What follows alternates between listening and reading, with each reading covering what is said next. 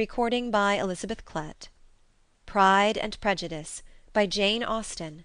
Chapter 16.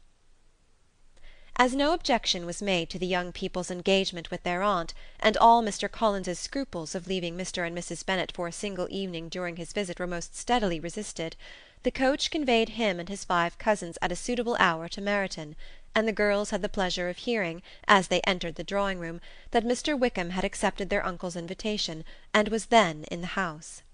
When this information was given, and they had all taken their seats, Mr. Collins was at leisure to look around him and admire, and he was so much struck with the size and furniture of the apartment that he declared he might almost have supposed himself in the small summer breakfast-parlour at Rosings, a comparison that did not at first convey much gratification.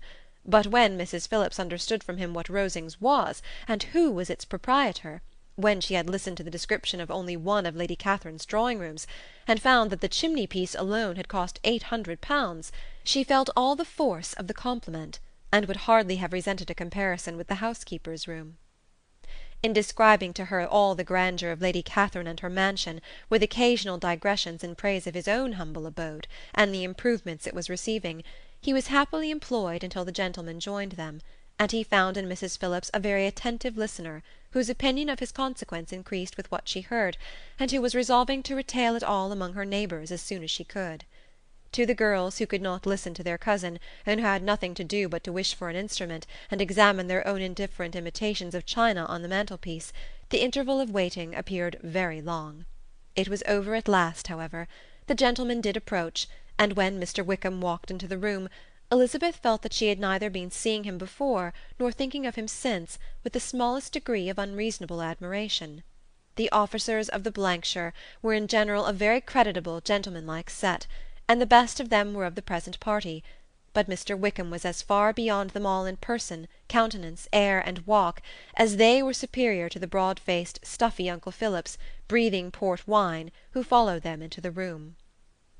Mr. Wickham was the happy man towards whom almost every female eye was turned, and Elizabeth was the happy woman by whom he finally seated himself, and the agreeable manner in which he immediately fell into conversation, though it was only on its being a wet night, made her feel that the commonest, dullest, most threadbare topic might be rendered interesting by the skill of the speaker.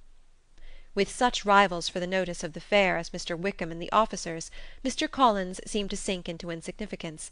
To the young ladies he certainly was nothing, but he had still at intervals a kind listener in Mrs. Phillips, and was, by her watchfulness, most abundantly supplied with coffee and muffin. When the card-tables were placed, he had the opportunity of obliging her in turn by sitting down to whist. "I know little of the game at present," said he, "but I shall be glad to improve myself, for in my situation in life—" Mrs. Phillips was very glad for his compliance, but could not wait for his reason. Mr. Wickham did not play at whist, and with ready delight was he received at the other table between Elizabeth and Lydia. At first there seemed danger of Lydia's engrossing him entirely, for she was a most determined talker, but being likewise extremely fond of lottery tickets, she soon grew too much interested in the game, too eager in making bets and exclaiming after prizes, to have attention for any one in particular. Allowing for the common demands of the game, Mr. Wickham was therefore at leisure to talk to Elizabeth, and he was very willing to hear him, though what she chiefly wished to hear she could not hope to be told, the history of his acquaintance with Mr. Darcy. She dared not even mention that gentleman. Her curiosity, however, was unexpectedly relieved. Mr. Wickham began the subject himself. He inquired how far Netherfield was from Meryton, and after receiving her answer, asked in a hesitating manner how long Mr. Darcy had been staying there. "About a month," said Elizabeth, and then, unwilling to let the subject drop, added, "He is a man of very large property in Derbyshire, I understand." "Yes," replied Mr. Wickham. "His estate there is a noble one, a clear 10,000 per annum. You could not have met with a person more capable of giving you certain information on that head than myself, for I have been connected with his family in a particular manner from my infancy." Elizabeth could not but look surprised. "You may well be surprised, Miss Bennet, at such an assertion, after seeing, as you probably might, the very cold manner of our meeting yesterday. Are you much acquainted with Mr. Darcy?" "As much as I ever wish to be," cried Elizabeth very warmly. "I have spent 4 days in the same house with him, and I think him very disagreeable." "I have no right to give my opinion," said Wickham, "as to his being agreeable or otherwise. I am not qualified to form one. I have known him too long and too well to be a fair judge. It is impossible for me to be impartial.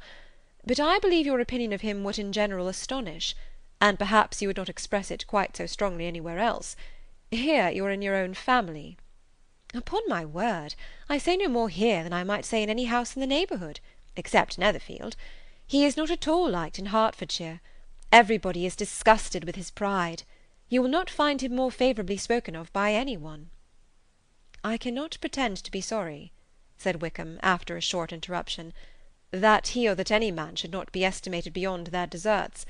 But with him I believe it does not often happen. The world is blinded by his fortune and consequence, or frightened by his high and imposing manners, and sees him only as he chooses to be seen." "I should take him, even on my slight acquaintance, to be an ill-tempered man." Wickham only shook his head.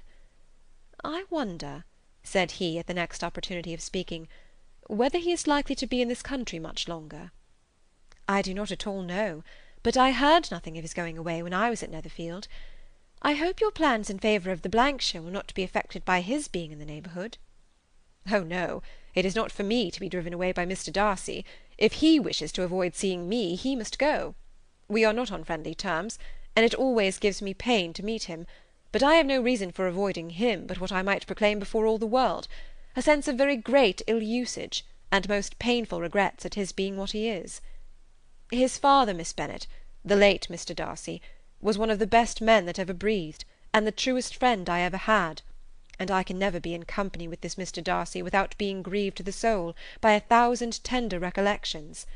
His behaviour to myself has been scandalous, but I verily believe I could forgive him anything and everything, rather than his disappointing the hopes and disgracing the memory of his father." Elizabeth found the interest of the subject increase, and listened with all her heart, but the delicacy of it prevented further inquiry. Mr. Wickham began to speak on more general topics, Meryton, the neighbourhood, the society, appearing highly pleased with all that he had yet seen, and speaking of the latter with gentle but very intelligible gallantry. "It was the prospect of constant society, and good society," he added, "which was my chief inducement to enter the Blankshire. I knew it to be a most respectable, agreeable corps, and my friend Denny tempted me further by his account of their present quarters, and the very great attentions and excellent acquaintances Meryton had procured them. Society, I own, is necessary to me. I have been a disappointed man, and my spirits will not bear solitude. I must have employment and society. A military life is not what I was intended for, but circumstances have now made it eligible. The church ought to have been my profession. I was brought up for the church, and I should at this time have been in possession of a most valuable living, had it pleased the gentleman we were speaking of just now." "Indeed?" "Yes. The late Mr. Darcy bequeathed me the next presentation of the best living in his gift. He was my godfather, and excessively attached to me. I cannot do justice to his kindness. He meant to provide for me amply, and thought he had done it, but when the living fell, it was given elsewhere." "Good heavens!" cried Elizabeth. "But how could that be? How could his will be disregarded? Why did not you seek legal redress?" "There was just such an informality in the terms of the bequest as to give me no hope from law. A man of honour could not have doubted the intention, but Mr. Darcy chose to doubt it, or to treat it as merely a conditional recommendation, and to assert that I had forfeited all claim to it by extravagance, imprudence, in short, anything or nothing. Certain it is that the living became vacant 2 years ago, exactly as I was of an age to hold it, and that it was given to another man, and no less certain is it that I cannot accuse myself of having really done anything to deserve to lose it. I have a warm, unguarded temper, and I may have spoken my opinion of him and to him too freely. I can recall nothing worse. But the fact is that we are very different sort of men, and that he hates me." "This is quite shocking. He deserves to be publicly disgraced." "Some time or other he will be, but it shall not be by me. Till I can forget his father, I can never defy or expose him." Elizabeth honoured him for such feelings, and thought him handsomer than ever as he expressed them. "But what," she said after a pause, "can have been his motive? What can have induced him to behave so cruelly?" A thorough determined dislike of me, a dislike which I cannot but attribute in some measure to jealousy. Had the late Mr. Darcy liked me less, his son might have borne with me better. But his father's uncommon attachment to me irritated him, I believe, very early in life. He had not a temper to bear the sort of competition in which we stood, the sort of preference which was often given me. I had not thought Mr. Darcy so bad as this, though I have never liked him. I had not thought so very ill of him. I had supposed him to be despising his fellow creatures in general, but did not suspect him of descending to such malicious revenge, such injustice, such inhumanity as this. After a few minutes' reflection, however, she continued, I do remember his boasting one day at Netherfield of the implacability of his resentments, of his having an unforgiving temper. His disposition must be dreadful. I will not trust myself on the subject, replied Wickham. I can hardly be just to him. Elizabeth was again deep in thought, and after a time exclaimed, To treat in such a manner the godson, the friend, the favourite of his father! She could have added, A young man, too, like you, whose very countenance may vouch for your being amiable. But she contented herself with, And one, too, who had probably been his companion from childhood, connected together, as I think you said, in the closest manner. We were born in the same parish, within the same park. The greatest part of our youth was passed together, inmates of the same house, sharing the same amusements, objects of the same parental care. My father began life in the profession which your uncle, Mr. Phillips, appears to do so much credit to, but he gave up everything to be of use to the late Mr. Darcy, and devoted all his time to the care of the Pemberley property. He was most highly esteemed by Mr. Darcy, a most intimate, confidential friend. Mr. Darcy often acknowledged himself to be under the greatest obligations to my father's active superintendence, and when, immediately before my father's death, Mr. Darcy gave him a voluntary promise of providing for me, I am convinced that he felt it to be as much a debt of gratitude to him as of his affection to myself. How strange! cried Elizabeth. How abominable!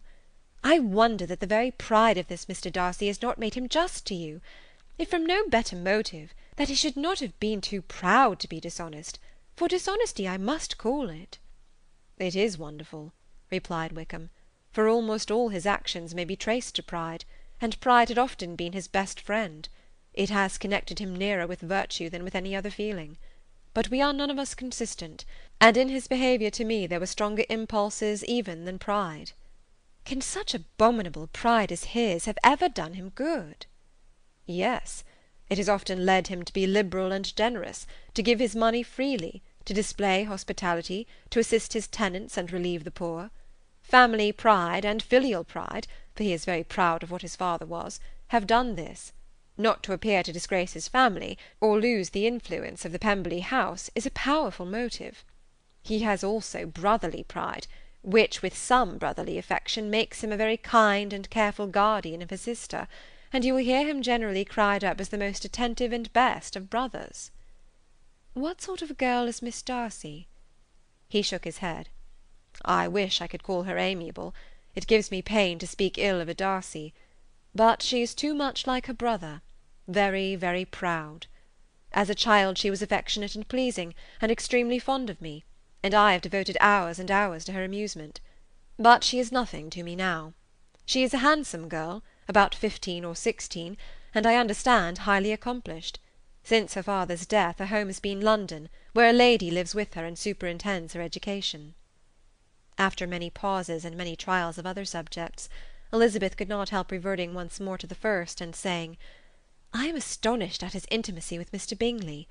How can Mr. Bingley, who seems good humour itself, and is, I really believe, truly amiable, be in friendship with such a man?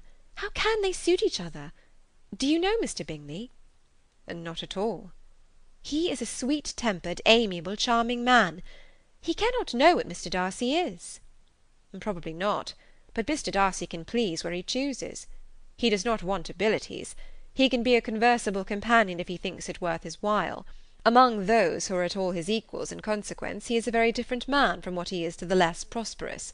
His pride never deserts him, but with the rich he is liberal-minded, just, sincere, rational, honourable, and perhaps agreeable, allowing something for fortune and figure.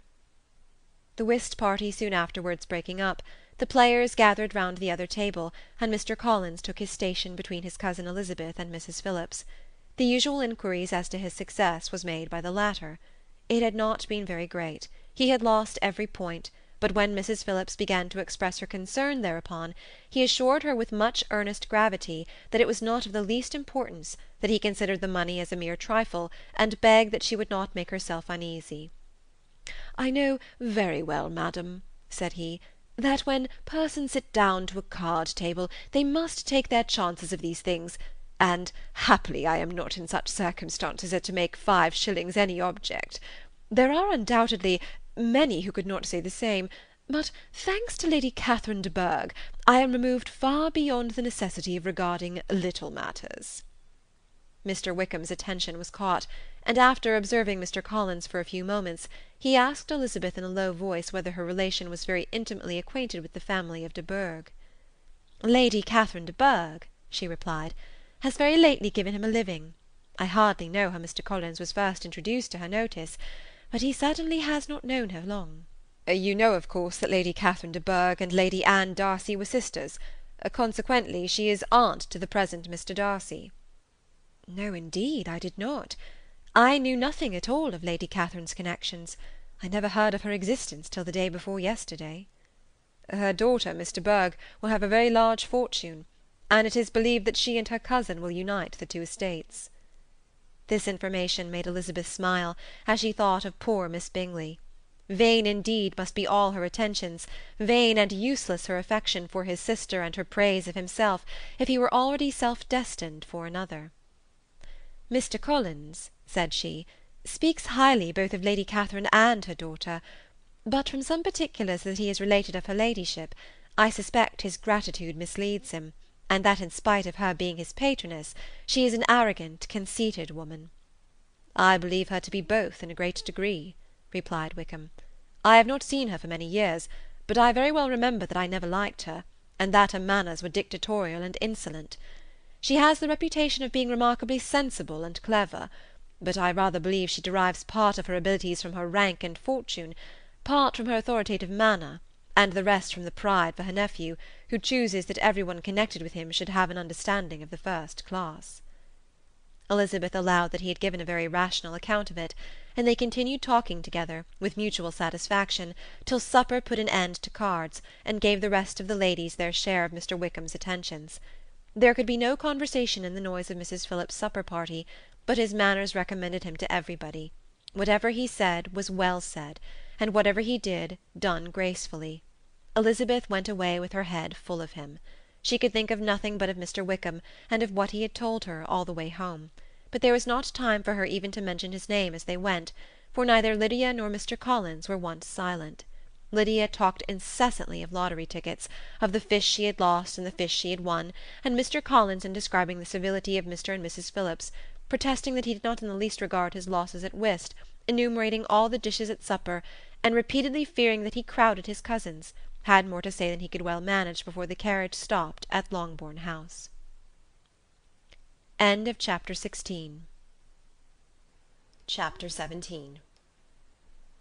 Elizabeth related to Jane the next day what had passed between Mr. Wickham and herself. Jane listened with astonishment and concern. She knew not how to believe that Mr. Darcy could be so unworthy of Mr. Bingley's regard, and yet it was not in her nature to question the veracity of a young man of such amiable appearance as Wickham. The possibility of his having endured such unkindness was enough to interest all her tender feelings, and nothing remained therefore to be done but to think well of them both, to defend the conduct of each, and throw into the account of accident or mistake whatever could not be otherwise explained. "They have both," said she, "been deceived, I dare say, in some way or other, of which we can form no idea. Interested people have perhaps misrepresented each to the other. It is, in short, impossible for us to conjecture the causes or circumstances which may have alienated them, without actual blame on either side." "Very true indeed. And now, my dear Jane, what have you got to say on behalf of the interested people who have probably been concerned in the business? Do clear them too, or we shall be obliged to think ill of somebody." "Laugh as much as you choose, but you will not laugh me out of my opinion. My dearest Lizzy, but do consider in what a disgraceful light it places Mr. Darcy, to be treating his father's favourite in such a manner, one whom his father had promised to provide for. It is impossible. No man of common humanity, no man who had any value for his character, could be capable of it. Can his most intimate friends be so excessively deceived in him? Oh, no! I can much more easily believe Mr. Bingley's being imposed on, than that Mr. Wickham should invent such a history of himself as he gave me last night. Names, facts, everything mentioned without ceremony. If it be not so, let Mr. Darcy contradict it. Besides, there was truth in his looks. It is difficult indeed. It is distressing. One does not know what to think. I beg your pardon, one knows exactly what to think.